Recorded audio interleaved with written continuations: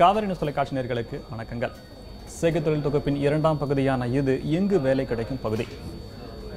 தினந்தோறும் வேலை வாய்ப்புகளை பற்றிய தகவல்களையும் அதை பெறுவதற்கான தகுதிகளையும் நாம் திரட்டி இந்த பகுதியில் வழங்கி வருகிறோம். இன்று நாம் பேச இருக்கும் துறை என்னவென்றால் மின்சாரத்துறையில் வேலை வாய்ப்புகளை பெறுவது எப்படி, அதற்கான தகுதிகள் என்ன, படிப்புகள் ஏதேனும் இருக்கிறதா என்பது போன்ற விளக்கங்களை தருவதற்காக சுகா வேலைவாய்ப்பு சேவை மையத்தினுடைய இயக்குனர் மற்றும் நிறுவனர் திரு சுகவனம் நமது நிலையத்திற்கு வருகை புரிந்துள்ளார்கள். மின்சாரத்துறையில் உள்ள வேலைவாய்ப்புகளை நாம் பெறுவது பற்றிய விளக்கங்களை கேட்கலாம். வணக்கம் சார். வணக்கம். எல்லோராலுமே பயன்படுத்தக்கூடிய ஒரு மின்சாரத்துறையில் உள்ள வேலைவாய்ப்புகள். பொதுவாக இது அரசாங்கத்துறை இல்லாமல் தனியார் துறையிலுமே நிறைய வேலைவாய்ப்புகள் கொட்டி கிடக்குது. இது எப்படி வகைப்படுத்துறது, இதற்கான படிப்புகள், பிரத்யேக படிப்புகள் என்னென்ன இருக்குது? இப்போ மின்சாரத்துறையை நேற்றும் கொஞ்சம் பார்த்தோம், அதோட தொடர்ச்சியாக இன்றைக்கி பார்க்குறோம். அதில் நேற்று என்னென்னா ஒரு மின்சாரத்துறை என்ன, அதில் எந்த மாதிரிலாம் இருக்குது, அதில் எந்த மாதிரி வேலைவாய்ப்புகளும் ஒரு ஆரம்ப கட்டம் பார்த்தோம். இதில் என்ன ஒரு முக்கியம் அப்படின்னு பார்த்தீங்கன்னா, இப்போ மின்சாரம் இன்றியமே தான் உண்டு, மின்சாரம் இல்லாமல் யாருமே இருக்க முடியாது அப்படிங்கிற நிலைமைக்கு நம்ம வந்தாச்சு. அதில் இப்போ பார்த்திங்கன்னா ஒரு க்ரீன் எனர்ஜி, பசுமை வழியில் மின்சாரம் தயாரித்தல், இன்னொன்று கனிம வளங்களை உபயோகித்து மின்சாரம் தயாரித்தல். இந்த ரெண்டு பிரிவுகள் தான் இருக்குது. இந்த கனிம வளங்களை உபயோகித்து மின்சாரம் தயாரித்தல் அப்படின்னு பார்த்திங்கன்னா அனல் மின்சக்தி. அனல் மின்சக்திக்கு அடிப்படை பார்த்திங்கன்னா உங்களுக்கு நிலக்கரி, பெட்ரோலியம், எரிவாயு. இதில் என்ன, இந்த கனிம வளத்தில் இருக்கிற பிரச்சனைகள்லாம் இந்த பூமிக்கு அடியில் கோடிக்கணக்கான ஆண்டுகளுக்கு முன்னே புதைக்கப்பட்ட அந்த புதைந்த கனிம வளங்கள்லாம் இன்றைக்கி நம்ம உபயோகப்படுத்திகிட்டு இருக்கோம். இதில் ஒரு அச்சுறுத்தல் இருக்குது, என்றைக்கு வேணால் இது தீர்ந்து போகலாம். ஆனால் மனிதர்களால் மின்சாரம் இல்லாமல் இருக்க முடியாது அப்படிங்கிற ஒரு நிலைமையாக வந்தாச்சு. அப்போ எப்படி இதை சரி பண்ணுறது அப்படிங்கிறது தான் இயற்கை வழியில் ஒரு பசுமை வழியில் மின்சாரம் தயாரிக்கிறதுக்கு சூரிய சக்தி, காற்று சக்தி, அதே மாதிரி உங்களுக்கு பயோமாஸ் அப்படின்னு சொல்லப்பட்டிருக்கிற மற்ற இயற்கையாக கிடைக்கக்கூடிய பொருள்களும் கிடைக்கக்கூடிய மின்சாரம். அது பார்த்திங்கன்னா சாண எரிவாயுலேருந்து மின்சாரம் தயாரிக்கிறாங்க. அது மாதிரி மரப்பொருட்களை எரித்து மின்சாரம் தயாரிக்கிறாங்க. ஏன்னா இதெல்லாம் பார்த்திங்கன்னா ஒரு கோடிக்கணக்கான வருஷங்கள் கழித்து கிடைக்கக்கூடிய ஒரு பெட்ரோலியத்தை விட ஒரு மரம் ஒரு 20 வருஷத்தில் கூட உற்பத்தி ஆகிடும் அப்படிங்கிற கோணத்தில் இந்த மாதிரி பார்க்குறோம். ஸோ அப்போ இது எல்லாமே பார்த்திங்கன்னா நம்ம சொல்கிற ஒவ்வொரு விஷயமே ஒரு வேலைவாய்ப்பை உற்பத்தி பண்ணுது. நம்ம சூரிய மின்சக்தி அப்படின்னா சூரிய மின்சக்தியில் பார்த்திங்கன்னா ஒரு ஃபோட்டோவோல்டைக் செல் அப்படின்னு சொல்லக்கூடிய பிவி செல்ஸ் மேனுஃபேக்சர் பண்ணுறாங்க, செமிகண்டக்டர்ஸ் மேனுஃபேக்சர் பண்ணுறாங்க. அதை ஒரு கனெக்ட் பண்ணுறதுக்கு ஒரு கிரிட், ஒரு சிஸ்டம் க்ரியேட் பண்ணுறாங்க. அந்த சிஸ்டத்தை கொண்டு போய் அந்த கிரிட்டில் கனெக்ட் பண்ணுறதுக்கு ஒரு டிஸ்ட்ரிபியூஷன் சிஸ்டம், அந்த எலக்ட்ரிசிட்டி ஜென்ரேட் ஆச்சு அப்படின்னா ஜென்ரேட் ஆன எலக்ட்ரிசிட்டியை கொண்டு போய் ஸ்டோர் பண்ணுறாங்க, ஸ்டோர் பண்ணி டிஸ்ட்ரிபியூட் பண்ணுறாங்க. அது மெயின் நேஷ்னல் கிரிட் அப்படின்னு சொல்லக்கூடிய நாட்டினுடைய மின்சார அமைப்பில் அதை சேர்த்து விடுறாங்க. அப்புறம் அது விநியோகம், இத்தனை விஷயங்கள் இருக்குது. ஸோ இத்தனை விஷயங்கள் அதே மாதிரி இப்போது எல்லா உற்பத்தியும் சமன்படுத்தி செய்யணும். அதுவும் ஒரு அரசின் கடமையாக இருக்குது. ஏன்னா ஒரு காற்றாலையிலும் மின்சாரம் உற்பத்தி ஆகிட்டுருக்கும், சூரிய மின்சக்தியும் உற்பத்தி ஆகிட்டுருக்கும், அனல் மின்சக்தி உற்பத்தி ஆகிட்டுருக்கும், நீர்வீழ்ச்சியில் மின்சக்தி உற்பத்தி ஆகிட்டுருக்கும். எல்லாருமே லட்சக்கணக்கான பணியாளர்கள் வேலை செஞ்சு அந்த மின்சக்தி உற்பத்தி பண்ணி கொடுக்குறாங்க. ஆனால் அது ஒரு பேலன்ஸ் பண்ணி பண்ணுறது ஒரு பெரிய விஷயம். அதெல்லாமே இப்போ தமிழ்நாட்டில் பார்த்தா டான்ஜெட்கோ அப்படிங்கிற அமைப்பு பண்ணிகிட்ருக்கு. ஸோ இந்த மாதிரி பார்த்திங்கன்னா எல்லா விதத்துலையுமே இதுக்கு வேலைவாய்ப்புகள் கொட்டி கிடக்கு. வேலைவாய்ப்புகள் அதிகப்படியாக இருக்குன்ற புரிதல் எல்லாருக்குமே இருந்தாலுமே இந்த படிப்புகள்ன்ற வரும்போது பொறியியல் வல்லுநர்கள் அப்படின்ற பார்க்கும்போது பொறியியலாளர்கள் பிஇயில் அந்த எலக்ட்ரானிக் துறை சார்ந்த அந்த மற்ற துறைகளுக்கு இசிஇ அந்த மாதிரி படிப்புகளுக்கு இல்லாத வேலைவாய்ப்பு இதற்கு அதிகமான வேலைவாய்ப்புகள் இருப்பதற்கான சூழ்நிலை நம்மகிட்ட இருக்குன்னு சொல்லலாம். கண்டிப்பாக இருக்குது. இதிலே பார்த்தீங்கன்னா பிஇ ட்ரிபிள் இ அப்படின்னு சொல்லுவாங்க. அது மட்டும் இல்லை, diploma triple E, electrical and electronic engineering அப்படின்னு சொல்லப்படுகிறது. அதுக்கு ஐடிஐ ட்ரிபிள் இ, அதுக்கப்புறம் எலக்ட்ரீஷியன் அப்படிங்கிற கோர்ஸே இருக்குது. இப்போ பார்த்திங்கன்னா வீடுகளில் மின் இணைப்புகள் கொடுக்கறதுக்கு எலக்ட்ரீஷியன் கொடுப்பாங்க. அதுக்கு அவங்க லைசன்ஸ் கொடுக்குறாங்க. எல்லாரும் செஞ்சிட முடியும். ஏன்னா இது ஒரு ஆபத்து நிறைந்த பணி அப்படிங்கிறதுனால அந்த சரியான பயிற்சி எடுத்தவர்கள் தான் லைசன்ஸே கொடுக்குறாங்க. அந்த லைசன்ஸ் ஹோல்டர்ஸ் தான் ஒரு வீட்டில் போய் மின்சக்தியை கனெக்ட் பண்ணுவாங்க. ஒரு எலக்ட்ரிக்கல் கம்பெனியில் அவங்க வேலை பார்ப்பாங்க, இல்லை தனி தொழிலாகவும் அவங்க இதை பண்ணுறவங்க இருக்காங்க. ஸோ இந்த மாதிரி எலக்ட்ரீஷியன் அப்படின்னு சொல்லக்கூடிய ஹோம் எலக்ட்ரீஷியன்ஸ் அதுக்கு வாய்ப்பு இருக்குது. இப்போ அதுக்கே நிறைய நிறுவனம் வந்தாச்சு. பார்த்திங்கன்னா நிறைய எஸ்எம்எஸ் வரும், ஹோம் எலக்ட்ரீஷியன் எங்கள்கிட்ட இருக்காங்க அப்படின்னு நீங்கள் சொன்னீங்கன்னா அவங்க வீட்டுக்கு மின்சார விஷயத்தில் இருக்கிற பிரச்சனைகளும் ஹேண்டில் பண்ணுவாங்க. அதே மாதிரி மின் உபயோகக்கூடிய ஒரு பொருட்கள் இல்லாமல் எலக்ட்ரிக்கல் அப்ளையன்சஸ் அப்படின்னு சொல்கிற விஷயங்களும் ஹேண்டில் பண்ணுவாங்க. இது எல்லாத்துலேயுமே வேலைவாய்ப்பு இருக்குது. நமக்கு தனிப்பட்ட வேலைவாய்ப்புகள் அப்படின்னு சொன்னால் படிப்புகள் அப்படின்னு சொன்னால் இதில் எதுவும் இருக்கா? இந்த படிப்பு படித்தா இந்த துறையில் அதிகப்படியான வேலைவாய்ப்புகளை பெற முடியும், இன்னும் சொல்லப்போனால் உடனடியாக பெற முடியும் அப்படின்ற படிப்புகள் என்ன இருக்குது? இப்போ டிப்ளமோ ட்ரிபிள் இ, இப்போ பார்த்திங்கன்னா இப்போ இந்த லைன்லேயே ரொம்ப டிமாண்ட் இருக்குது டிப்ளமோ ட்ரிபிள் தான். ஏன்னா ஐடிஐயும் கேட்குறாங்க, டிப்ளமோ ட்ரிபிள் இ பார்த்திங்கன்னா ஒரு சூப்பர்வைசர் லெவலில் நிறைய கேட்குறாங்க. அப்புறம் ஒர்க்கர் லெவலில் பார்த்தீங்கன்னா ITI ட்ரிபிள் கேட்குறாங்க. அதுக்கப்புறம் பார்த்தீங்கன்னா ஒரு இன்ஜினியர் அப்படின்னு பார்த்தீங்கன்னா இது ஒரு ட்ரையாங்கிள் மாதிரி தான் ஃபார்ம் ஆகும். ஒரு 10 ITI படித்தவங்க அந்த மாதிரி இப்போ ஈவன் 10th +2 படித்தவங்க எலக்ட்ரிஷியன் சர்டிஃபிகேட் வாங்கினா கூட அவங்களும் ஒர்க் பண்ணுவாங்க. இந்த மாதிரி செமி ஸ்கில்டு அன்ஸ்கில்டு லேபரர்ஸ்லாம் கூட இந்த ஃபீல்டில் சில இடத்துல ஒர்க் பண்ணுறாங்க. ஏன்னா இப்போ ஒரு எலக்ட்ரிக்கல் டவர் இன்ஸ்டால் பண்ணோம் அப்படின்னு பார்த்தீங்கன்னா அதுக்கு ஒரு கன்ஸ்ட்ரக்ஷன் ஒர்க் இருக்குது. அந்த டவர் இன்ஸ்டாலேஷன் ஒரு பெரிய ஒர்க்கு. அதில் வந்து கேபிள்ஸ் கொண்டு வரணும், அதை லே பண்ணணும், அதை எடுத்துகிட்டு போனதுக்கு லேபர்ஸ் வேணும். ஸோ அதெல்லாம் எரெக்ட் பண்ணி அதுக்கு ஒரு சிவில் கன்ஸ்ட்ரக்ஷனும் இருக்கும், அதை வந்து தூக்கி நிறுத்தணும். அதுக்கப்புறம் தான் அதில் எலக்ட்ரிசிட்டியே பாஸ் ஆகும். அது பாஸ் ஆகாமல் இருக்கிறதுக்கு அதில் பார்த்தீங்கன்னா ஒரு பீங்கான் கூடு வச்சு அது மேலே தான் கம்பியை கட்டி விட்டுருப்பாங்க. அப்போ தான் திரைக்கு பாஸ் ஆகாது. இது எல்லாத்துலேயும் வாய்ப்புகள் இருக்குது. ஸோ அது மாதிரி ITI ட்ரிபிள் டிப்ளமா ட்ரிபிளுக்கு வேலை வாய்ப்பு இருக்குது.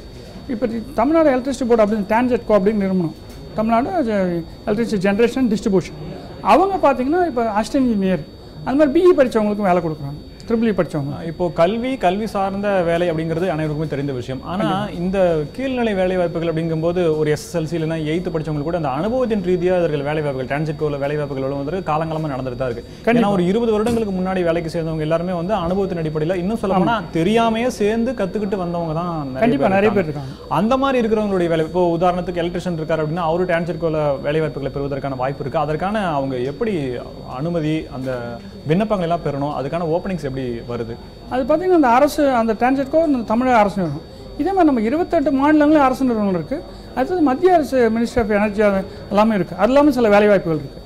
அதில் பார்த்தீங்கன்னா இப்போ இந்த வேலைவாய்ப்புகள்லாம் வந்து அந்த TANGEDCO நிறுவனத்தோட வெப்சைட்லேயே பப்ளிஷ் பண்ணுவாங்க. அப்புறம் பேப்பர்ஸில் நாளிதழ்களில் பப்ளிஷ் பண்ணுவாங்க. எம்ப்ளாய்மெண்ட் நியூஸ் அப்படின்னு சொல்லப்படுகிற அரசு வார இதழில் பப்ளிஷ் பண்ணுவாங்க. எல்லாத்தையும் தொடர்ந்து வந்துகிட்டே இருக்கும். இப்போ பார்த்தீங்கன்னா மொபைல் ஆப்லாம் கூட வந்துருச்சு. அந்த ஆப்லாம் கூட வேலைவாய்ப்பு செய்திகள், அரசு வேலைவாய்ப்பு செய்திகள், அதுக்குன்னு வெப்சைட்ஸ் வந்தாச்சு, கவர்மெண்ட் எம்ப்ளாய்மெண்ட் ஜாப்ஸ் அப்படின்னு சொல்லிட்டு. அதெல்லாம் போய் பார்த்தீங்கன்னா நீங்கள் ஜஸ்ட் சர்ச் பண்ணி பார்த்தாலே போதும், கூகுளில் இல்லை ஆப்பில் சர்ச் பண்ணி பார்த்தாலும் உங்களுக்கு கிடைக்கும். அதெல்லாம் போய் நீங்கள் டவுன்லோட் பண்ணி அவங்க ரெக்ரூட் பண்ணுறதெல்லாம் நீங்கள் பார்க்கலாம். ஏன்னா ஜென்ரலாகவும் ரெக்ரூட் பண்ணுவாங்க, ஸ்பெஷல் கேடர்ஸ்லையும் ரெக்ரூட் பண்ணுவாங்க. ஸோ அது எல்லாமே அதை ரெக்ரூட் பண்ணுவாங்க. இப்போ மின்சாரத்தில் மின்சார உற்பத்தி மின் பகிர்மானம்ன்ற 2 பகுதிகளாக இருக்குது. கண்டிப்பாக. இப்போ படிக்கும் போதே படிப்புகளுக்கான இந்த தனிப்பட்ட இருவேருக்கும் தனிப்பட்ட படிப்புகள் இருக்கா, இல்லை பொதுவான படிப்புகளை படித்து அனுபவத்தின் மூலமாக தான் இந்த பிரிவுகளில் நம்ம வர முடியுமா? இது வந்து பொதுவான படிப்பு தான். BE ட்ரிபிள் அப்படின்னு படித்து அது எல்லாமே சொல்லிக் கொடுத்துருவாங்க.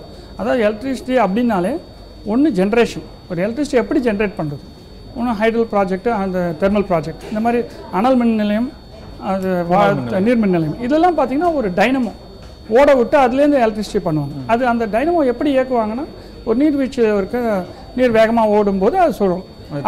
விசையை பயன்படுத்தி அந்த டைனமோ சுத்தும். அதே மாதிரி அனல் மின் சக்தியில் பார்த்தீங்கன்னா உங்களுக்கு நீராவி, அதை எரிச்சு அதில் நீராவி உற்பத்தி பண்ணி நீராவி வேகமாக போகும்போது அந்த டைனமோ ஒர்க் ஆகும். ஆனால் இப்போ நீங்கள் சோலார் எனர்ஜி அப்படின்னு பார்த்தீங்கன்னா அதில் வந்து அந்த சூரியத்துடைய வெளிச்சத்தை, அதான் ஃபோட்டோ வோல்டாயிக் செல் அப்படிம்பாங்க, அது வந்து கன்வெர்ட் பண்ணி எனர்ஜியாக மாற்றுது. ஸோ அதுக்கு வந்து டெக்னாலஜி வேறு. ஆனால் இது எல்லாமே BE ட்ரிபிளில் சொல்கிறாங்க. இது வந்து ME படிப்பு இருக்குது, ME பவர் ஜென்ரேஷன் இருக்குது, அப்புறம் பவர் மெக்கட்ரானிக்ஸ்னு கூட இருக்குது. அந்த மாதிரி பல விஷயங்கள் இதில் இருக்குது. அதே மாதிரி வந்து சோலார் எனர்ஜிக்குன்னா ME இருக்குது, MTech இருக்குது. ஸோ விண்ட் எனர்ஜிக்கு இருக்குது, ME MTech இருக்குது. இந்த மாதிரி பயங்கர ஸ்பெஷலைசேஷன் நிறையா வந்துருச்சு.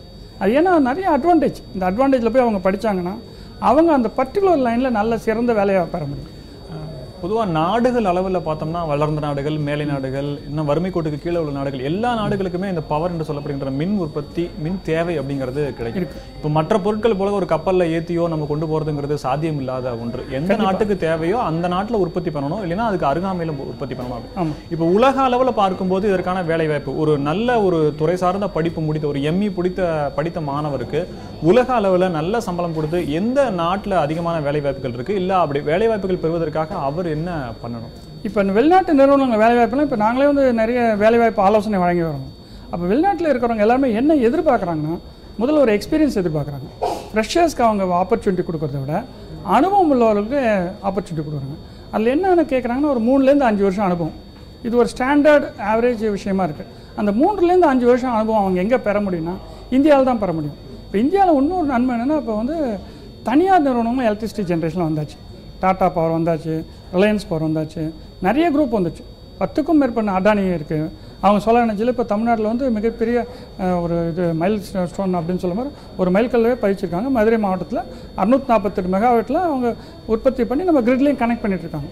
அது மாதிரி பார்த்திங்கன்னா காயத்தாரில் விண்டு மில் பார்த்திங்கன்னா ஒரு விண்டு மில்லும் 5 கோடியிலேருந்து 10 கோடி வரைக்கும் இருக்கும். அதை வந்து அவங்க எரெக்ட் பண்ணுறாங்க. எரெக்ஷன், ஃபேப்ரிகேஷன், கமிஷனிங், அதுக்கப்புறம் ரன்னிங், இந்த மாதிரிலாம் இருக்குது. ஸோ அந்த மாதிரி எல்லாத்துலேயுமே பார்த்திங்கன்னா வேலை வாய்ப்புகள் நிறைய இருக்குது. இந்த வேலை வாய்ப்பில் அனுபவம் பெற்ற பிறகு இப்போ பார்த்திங்கன்னா ஈவன் வளைகுடா நாடுகளே இப்போ வந்து ஏற்கனவே பெட்ரோல் மூலமாக உற்பத்தி பண்ணுற பெட்ரோலிய மின்சக்தி, அனல் மின்சக்தியெல்லாம் இருக்குது. இருந்தால் கூட இப்போ எல்லாருமே சோலார் எனர்ஜிக்கு மூவ் ஆகிட்டு வராங்க. வளைகுடா நாடுகள் பார்த்திங்கன்னா இந்தியாவுக்கு நிகராக அங்கே வந்து சூரிய சக்தி மிகவும் அதிகமாக அபரிதமாக கிடைக்குது. இப்போ சவுதி அரேபியாவில், துபாயில், அந்த மாதிரி கல்ஃப் கண்ட்ரிஸ் எல்லாத்துலேயுமே பார்த்தீங்கன்னா வெயிலின் நேரம் அதிகமாக இருக்கக்கூடிய அவங்க இப்போ உற்பத்தி ஆரம்பிச்சிட்டாங்க, அதிவேகமாக பண்ணிகிட்டு இருக்காங்க. பண்ணுறதுக்கு வந்து இந்த பாலைவன பகுதியெல்லாம் அவங்க வந்து அனுபவம் வாய்ந்தவர்கள் கேட்குறாங்க. அவங்களுக்கு $1000 $2000 இந்த மாதிரி சம்பளம் கொடுக்குறாங்க. இந்திய மதிப்பில் பார்த்தீங்கன்னா 1 லட்சத்துலேருந்து 2 லட்ச ரூபாய் சம்பளம் கிடைக்கக்கூடிய வாய்ப்புகள் இருக்குது. ஆனால் அதுக்கு வந்து அவங்க அடிப்படையில் வந்து நாலேஜ் ஸ்ட்ராங்காக இருக்கணும். ஃபஸ்ட்டு ஒரு எலக்ட்ரிசிட்டி ஜென்ரேஷனாக என்ன, அதுக்கப்புறம் எப்படி நடக்குது அப்படின்னு. அப்புறம் அதுக்கு தகுந்த மாதிரி இங்கே இருக்கிற நிறுவனங்களை ஒரு அடிப்படை எக்ஸ்பீரியன்ஸ் வாங்கிட்டாங்கன்னா அப்போ வெளிநாட்டில் போய் வேலை செய்யும்போது சிறப்பாக வேலை செய்ய முடியும். நல்ல சம்பளம். இல்லை, மின்சார உற்பத்திங்கிறது வந்து கிட்டத்தட்ட 4-5 வகைகளில் எடுக்கப்படுது. காற்றுலேருந்து எடுக்கப்படுது, நீர்லேருந்து எடுக்கப்படுது, நிலக்கரிலேருந்து எடுக்கப்படுது, இன்னும் சொல்லப்போனால் ஸ்டீம்லேருந்து எடுக்கப்படுது. இது தவிர்த்து இன்னும் பல முறைகள் எடுக்கப்படுது. இப்போ ஒரு நிபுணர் படித்து முடித்த பிறகு ஏதோ ஒரு துறையில் வேலைக்கு சேர்ந்து அவர் இருந்த வேலை வந்து சோலார் எனர்ஜியாக இருக்குது அப்படின்னா பிற்காலத்தில் அவர் அந்த சோலார் எனர்ஜிலேயே தான் முன்னுக்கு வருவதற்கான வாய்ப்புகள் இருக்கா, இல்லை வேறு துறைகளுக்கு, வேறு முறையிலான மின்சார துறைகளுக்கு வாய்ப்புகள் கிடைத்தா மாறுவதற்கான வாய்ப்பு இருக்கா? அமைப்பு, அடிப்படை அமைப்பு ரெண்டு ஒன்று தானா? இது எப்படி ஒரு நிபுணராக அதை பார்க்க முடியும்? இப்போ பார்த்தீங்கன்னா ஏற்கனவே நம்ம சொன்ன மாதிரி இப்போ மின்சக்தி உற்பத்தி அப்படிங்கிறது ஒன்று மாறுபடுது. ஆனால் பேசிக்காக ஃபண்டமெண்டலாக வந்து அவங்க எலக்ட்ரிக்கல் கான்செப்ட் தெரிஞ்சதுனால இன்னும் சொல்லப்போனால் இது வேறு விதமாக நடந்திருக்கு. இந்த அனல் மின்சக்தி நிலையங்களில் ஹைடல் ப்ராஜெக்டில் ஒர்க் பண்ணவங்களாம் இப்போ சோலார் எனர்ஜிக்கு மூவ் ஆகிட்டு இருக்காங்க. நீங்கள் கேட்குற மாதிரி அந்த மாதிரி மூவ் ஆகிட்டு இருக்காங்க. ஏன்னா அவங்க வந்து ஆரம்பத்தில் நடந்தது நீர்மின் நிலையங்கள் தான், அதுக்கப்புறம் அனல் மின் நிலையங்கள் வந்தது. அதுமாதிரி இப்போ அணுமின் நிலையங்கள் இருக்குது. இப்போ இந்த அணுமின் நிலையங்கள் பார்த்தீங்கன்னா இப்போ இந்தியாவில் பார்த்தீங்கன்னா 2,20,000 மெகாவாட்ஸ் உற்பத்தி பண்ணுறாங்க. அதில் கிட்டத்தட்ட 1,20,000 மெகாவாட்ஸ் வந்து பார்த்தீங்கன்னா இப்போ இந்த க்ரீன் எனர்ஜியில் உற்பத்தி பண்ண ஆரம்பிச்சிட்டாங்க. நம்ம எல்லாருக்கும் தெரிஞ்சபடியே அதிகமாக அவங்க பண்ணிகிட்ருக்காங்க. இப்போ சூரிய சக்தி பார்த்திங்கன்னா தமிழ்நாடு, குஜராத், அஹமதாபாத் போன்ற இடங்கள்லாம் மிகச்சிறந்த இடத்த வகிக்குது. அவங்க வந்து நிறைய சோலார் எனர்ஜி உற்பத்தி பண்ணியாச்சு. இந்திய அரசு வந்து ஒரு கெனால் மேலே, ஒரு வாய்க்கால் மேலே முழுக்க அமைச்சு குஜராத்தில் பண்ணிட்டாங்க. இப்பயும் வந்து இப்போ அடுத்தது சாலை மேலே அமைக்கும் பணிகள் இப்போ உலகம் முழுக்குமே பார்த்துட்ருக்காங்க. ஸோ அப்போ அந்த சாலை மேலே அமைக்கும் போது பார்த்திங்கன்னா இந்தியாவில் முழுக்க இருக்கிற சாலைகளில் வந்து பல லட்சம் மெகாவாட்ஸ் பண்ண முடியும் அப்படிங்கிறதையும் கனெக்ட் பண்ணியிருக்காங்க. அப்போ அவங்க ஈஸியாக கிரிட்டில் கனெக்ட் பண்ணி நிறைய விஷயங்கள் வருங்கிறது இந்த அது சம்மந்தமான ஆராய்ச்சிகளும் தொடர்ந்து நடக்குது.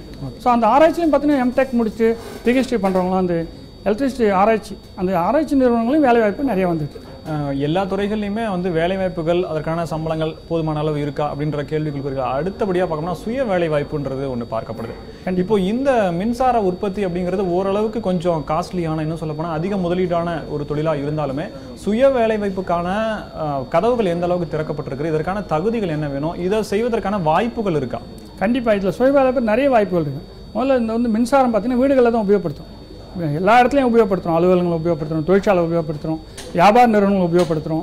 அதே மாதிரி பார்த்திங்கன்னா வீடுகளை உபயோகப்படுத்துறது வந்து வீட்டில் வந்து எலக்ட்ரிசிட்டி கனெக்ஷன், அந்த எலக்ட்ரிசிட்டி இன்ஸ்டலேஷன் கனெக்ஷன் வாங்க. ஒரு வீடு கட்டும்போது 2 லெவல் உண்டு. ஒன்று வந்து அதை கம்ப்ளீட்டாக வயரிங் பண்ணுறது, ரெண்டாவது வந்து அதில் வந்து எலக்ட்ரிசிட்டி கனெக்ஷன் வாங்கி இன்ஸ்டாலேஷன் பார்த்து கரெக்டாக இருக்கான்னு செக் பண்ணுறது. இதில் வந்து நிறைய சுய வேலை வாய்ப்பு இருக்குது. ஏற்கனவே சொன்ன மாதிரி எலக்ட்ரிஷியன் லைசன்ஸ் வாங்கினவங்க அந்த லைசன்ஸை வச்சுக்கிட்டு இந்த மாதிரி சுயதொழில் நிறுவனங்களாக வச்சுக்கிட்டு வீடுகளில் எலக்ட்ரிசிட்டி கனெக்ஷன் கொடுக்கறது, அதுக்குண்டான வீட்டில் இருக்கிற மின்சார அமைப்புகளை ஏற்படுத்துறதில் இந்த மாதிரி பண்ணுறாங்க. அதுமாதிரி வந்து வீடுகளில் உபயோகப்படுத்துகிற எலக்ட்ரிக் உபகரணங்கள், எலக்ட்ரிக் அப்ளையன்சஸ், அதை ரிப்பேர் பண்ணுறது, சர்வீஸ் பண்ணுறது, அந்த மாதிரிலாம் பண்ணிகிட்ருக்காங்க. அதுக்கு இப்போ வந்து இந்திய அரசோட ஆதரவோட இப்போ சோலார் எனர்ஜி எல்லாரும் வீட்டு மொட்டை மாடியில் போட்டுட்டு வராங்க. அதுக்கு வந்து நம்ம இந்திய அரசும் சரி, தமிழ்நாடு அரசும் அதுக்கு வந்து 50% மேலே மானியம் தராங்க. அந்த மானியத்தை வாங்கி அவங்க இப்போ வீட்டு மாடியிலே வந்து சோலார் எனர்ஜியை போடும்போது, சூரிய மின்சக்திக்கு உண்டான அமைப்பை ஏற்படுத்தும் போது அவங்களுக்கு எலக்ட்ரிசிட்டி குறையுது. இப்போ பார்த்திங்கன்னா இப்போ எலக்ட்ரிசிட்டி காஸ்ட் அதிகமாக இருக்கிறதுனால நிறைய வீடுகளில் பார்த்திங்கன்னா ஏசி அந்த மாதிரி ஹெவி யூஸிங் கரண்ட் அப்ளையன்சஸ்லாம் இருக்கிற, அந்த எலக்ட்ரிசிட்டி அப்ளையன்ஸ் இருக்கிறதுனால 5000 10,000 ரூபா மின் கட்டணம் செலுத்துகிற வீடுகள்லாம் இருக்காங்க.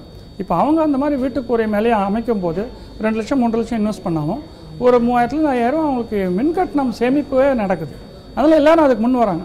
அந்த அமைப்புகள் இப்போ நிறைய சுயதொழிலும் வந்துட்டுருக்கு, வேலை வாய்ப்பும் வந்துட்டுருக்கு. அந்த சுயதொழில் பண்ணுறவங்ககிட்ட வேலை செஞ்சவங்க வெளிநாடுகள்லேயும் இப்போ இந்த மாதிரி அமைப்புகளை உருவாக்குறாங்க. இதுக்கு அடுத்த கட்டமாக என்னென்னா இந்த வீட்டிலேருந்து கிரிட்டுக்கே கனெக்ட் பண்ணுற நெக்ஸ்ட் லெவல் ரிசர்ச் நடந்துகிட்ருக்கு. அப்படி பண்ணியாச்சுன்னா அந்த ஒரு வீடுகளில் தயாரிக்கப்படும் உபரி மின்சாரத்தை நம்மளுடைய அரசுடைய எலக்ட்ரிசிட்டி கிரிட்டில் கொடுத்து அரசு வந்து நமக்கு அதுக்கு பணம் கொடுக்குற மாதிரியும் இல்லை எலக்ட்ரிசிட்டி பில்லு கழிக்கிற மாதிரியும் உண்டான ஏற்பாடுகள் ஆராய்ச்சி லெவலில் நடந்துகிட்ருக்கு. அதாவது துறை சார்ந்த வளர்ச்சி எந்த அளவுக்கு இருக்கும் அப்படின்ற ஆய்வை நம்ம எடுத்தோம் அப்படின்னோம்னா மின்துறை வளர்ச்சிங்கிறது நிச்சயமா அபரிமிதமாக இருக்கும். ஏன்னா உபயோகப் பொருட்கள், வீட்டு உபயோகப் பொருட்களினுடைய எண்ணிக்கை இன்னும் பல மடங்கு அதிகரிக்கும், தேவைகள் அதிகரிக்கும் என்ற மாற்று கருத்து இல்லை. அப்போ தற்போதைய காலகட்டத்தில் மாணவர்கள் பொதுவாக கண்ணை கட்டி விட்ட மாதிரி இன்ஜினியரிங்லையோ இல்லை டாக்டர்லையோ போகாம இந்த மாதிரி வளரும் துறைகளில் போகணும் அப்படின்னா அவங்க என்ன பண்ணணும்? இதற்கான படிப்புகள், சிறந்த படிப்புகள் தேர்ந்தெடுக்கணும் அப்படின்னா மாணவன் பள்ளி பருவத்திலேயே அவன் எந்த அளவுக்கு தயாராகணும், இதில் தான் போகணும் அப்படின்னு முடிவு பண்ணானா மாணவன் எந்த பாதையில் போகிறது சரியாக இருக்கும், சுலபமாக இருக்கும்? இப்போ இந்த பள்ளிப்படிப்பு லெவல்லையே செலக்ட் பண்ணோம் அப்படின்னு கேட்டிங்கன்னா, இப்போ 10th முடிச்சாச்சுன்னா அவங்க சப்போஸ் நாங்கள் 10th போதும், வீட்டில் கஷ்டமாக இருக்குது அப்படின்னா ITI அந்த மாதிரி படித்து எலக்ட்ரிஷியன் லைசன்ஸ் எடுத்துகிட்டு அந்த இடத்துல இந்த எலக்ட்ரிக்கல் துறையில் வேலைக்கு வர முடியும், மின்சாரத்துறையில். அப்படின்னா +2 படிக்கும்போது first group maths, physics, chemistry, computer science, biology அந்த மாதிரி ஃபஸ்ட் குரூப் எடுத்துகிட்டு அதில் படிச்சுட்டு BE EEE இந்த எலக்ட்ரிக்கல் அண்ட் எலக்ட்ரானிக் இன்ஜினியரிங் இப்போ இருக்கிற பேசிக் டிகிரி. அது இப்போ நம்ம 500க்கும் மேற்பட்ட கல்லூரிகள் தமிழ்நாட்டில் இருக்குது. அதில் கண்டிப்பாக சேர்ந்து படிக்க முடியும். அதே மாதிரி இங்கே சிறப்பாக படித்த மாணவர்கள் பல நிறுவனங்கள் வேலை செய்கிறாங்க. அதே மாதிரி சாஃப்ட்வேர் நிறுவனங்களில் கூட BE EEE தான் எடுக்கிறாங்க. எதுக்கு அப்படின்னா இப்போ இந்த எலக்ட்ரிக்கல் நிறுவனங்களுக்கு உண்டான சாஃப்ட்வேர் எழுதுறதுக்கு அவங்க என்ன பண்ணுறாங்க, BE EEE கேண்டிடேட்ஸ் எடுத்து அவங்களுக்கு சாஃப்ட்வேரில் ட்ரைனிங் கொடுத்துட்றாங்க. சாஃப்ட்வேரில் ட்ரைனிங் கொடுத்து இதுக்கு உண்டான இந்த மாதிரி மின்சார நிறுவனங்களுக்கு உண்டான சாஃப்ட்வேர் எழுதுறதுக்கு அவங்க உபயோகப்படுத்துகிறாங்க. ஸோ அதனால் அந்த துறையில் அவங்களுக்கு வேலை வாய்ப்பு இருக்குது. எல்லா துறைகளுமே பெண்கள் சாதிச்சிருக்காங்க, அதை மறுக்க முடியாது. இந்த மின்சாரத்துறையில் அவர்களுடைய பங்கு கணிசமான அளவு குறைவாகத்தான் இருக்குன்னு சொல்ல முடியுமா? அவர்கள் பங்கு அதிகமாக இல்லாததற்கு என்ன காரணம்னு நீங்கள் நினைக்கிறீங்க? இல்லை, பங்கு குறைவாக இருக்குன்னு சொல்ல முடியாது. இப்போ நிறைய பேர் வந்துட்டு இருக்காங்க. அதாவது எப்பயுமே இப்போ கவர்மெண்ட்டில் கூட பார்த்தீங்கன்னா 30% அவங்க அலோகேஷன் இருக்குது. அது மாதிரி அதெல்லாம் ஃபில்அப் ஆகி வராங்க. அது மாதிரி ப்ரைவேட்லேயும் பார்த்தீங்கன்னா நிறைய பேர் BE EEE எடுத்து படிக்கிறாங்க. BE EEE ஒரு டிமாண்டட் சப்ஜெக்டாகவும் இருக்குது. கிட்டத்தட்ட ஒரு 20-30% பெண்கள் வராங்க, முன்னுக்கு படிக்கிறாங்க. ஆனால் இதில் சில விஷயங்கள் என்னென்னா, இப்போது பெண்கள் இப்போ ஒரு கம்பத்தில், எலக்ட்ரிக் கம்பத்தில் போய் ஒர்க் பண்ணுறது, டவரில் போய் ஒர்க் பண்ணுறது, இந்த மாதிரி பணிகள்லாம் பண்ணுறது கஷ்டம். ஆனால் இதுலேயே பார்த்தீங்கன்னா இப்போ நிறைய இன்ஸ்ட்ருமெண்டேஷன், இந்த கண்ட்ரோல்ஸு, மெக்கானிசம் அதெல்லாம் வந்தாச்சு. அதில் அலுவலகம் அவங்க பணி பண்ணுறாங்க. அது மாதிரி டான்ஜெட்கோ நிறுவனத்துலேயும் உள்ள ஆஃபீஸில் பண்ண வேண்டிய பணிகள் நிறைய இருக்குது, அதில் பண்ணுறாங்க. அதே மாதிரி தனியார் எலக்ட்ரிசிட்டி, இந்த மாதிரி மின்சார உற்பத்தி நிறுவனங்கள், டாடா, ரிலையன்ஸ் போன்ற குரூப்பில் எல்லாமும் கூட அவங்க பண்ணிகிட்ருக்காங்க. ஸோ அந்த பெண்களும் ஆண்களுக்கு நிகராக இதில் வந்துகிட்டு இருக்காங்க. துறையில் BE EEE படிச்சுட்டு வராங்க, ME EEE முடிக்கிறாங்க. அதுக்கப்புறம் அவங்க MTech பண்ணுறாங்க, இல்லை PhD பண்ணுறாங்க. நிறைய ரிசர்ச் பண்ணி உலகம் முழுக்கையும் ஒர்க் பண்ணுற அளவுக்கு இருக்காங்க. இப்போ டான்ஜெட்கோ போன்ற அரசு நிறுவனங்களில் வேலைவாய்ப்பை தற்போதைய காலகட்டத்தில் வாங்கணும் அப்படின்னா அதுக்கு படிப்பு மட்டுமே தகுதியாக இருக்குமா, இல்லை வேறு ஏதேனும் தகுதிகள் இப்போ மற்ற தொழில்துறை படிப்புகளை போல் அடிஷ்னல், அதாவது கூடுதலான தகுதிகளுக்கான படிப்புகள் ஏதேனும் இருக்கா, இல்லை கோர்சஸ் அந்த மாதிரி ஏதேனும் இருக்கா, இல்லை அது முறை எப்படி? இப்போ அதுக்குன்னு சில கோர்சஸ்லாம் இருக்குது. பட் ஆனால் டான்ஜெட்கோ மாதிரி இடத்துலாம் பார்த்தீங்கன்னா அவங்க அந்த பேசிக் BE EEE அந்த மாதிரி தான் குவாலிஃபிகேஷன் கேட்குறாங்க. அதுக்கப்புறம் அவங்களுக்கு ஒரு ரிட்டன் எக்ஸாம், காம்படிட்டிவ் எக்ஸாம் இருக்கும். எப்பயுமே அரசு துறை நிறுவனங்கள் பார்த்தீங்கன்னா அவங்க செலக்ட் பண்ணும்போது அவங்க 2-3 லெவல்ஸ் ஆஃப் டெஸ்ட் இருக்கும். அந்த ரிட்டன் எக்ஸாம் இருக்கும், இன்டர்வியூ இருக்கும், குரூப் டிஸ்கஷன் இருக்கும். அதில் பார்த்தீங்கன்னா லட்சக்கணக்கான பேர் எழுதும்போது ஆயிரக்கணக்கான பேர் தான் வேலைக்கு சேருவாங்க. ஸோ அந்த மாதிரி தேவையின் அடிப்படையில் அதில் ஒரு demand and supply work out ஆகிட்டு இருக்கு. அதில் அவங்க பண்ணாலே போதும். அடுத்தது இது சிவில் சர்வீசஸ் லெவலில் கூட இப்போ இந்தியன் இன்ஜினியரிங் சர்வீசஸ் இருக்கு, IES அப்படின்னு சொல்லப்படுகிற. அதில் மின்சாரத்துறைக்கான இன்ஜினியர்ஸ் கூட ரெக்ரூட் பண்ணுறாங்க. அவங்க top level IAS level positions இந்த மாதிரி அரசு துறை, மின்சாரத்துறை நிறுவனங்களில் அப்பாயிண்ட் ஆகிறாங்க. அதுக்கும் வேலை வாய்ப்பு இருக்குது, மிக உயர்ந்த லெவலில் வேலை வாய்ப்பு இருக்குது. நிச்சயமாக நம்ம நிகழ்ச்சியோட நிறைய பகுதி வந்துட்டோம். மின்சாரத்துறை சார்ந்த பல தகவல்களை மாணவர்களுக்கு பயனுள்ள வகையில் வழங்கியமைக்காக காவிரி நியூஸ் தொலைக்காட்சி சார்பாக நன்றி. நன்றி, வணக்கம்.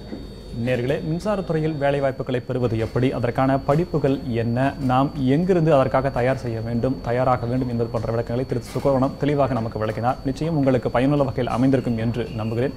மீண்டும் வேறொரு நிகழ்ச்சியை உங்களை சந்திக்கிறேன். அதுவரை நன்றி, வணக்கம்.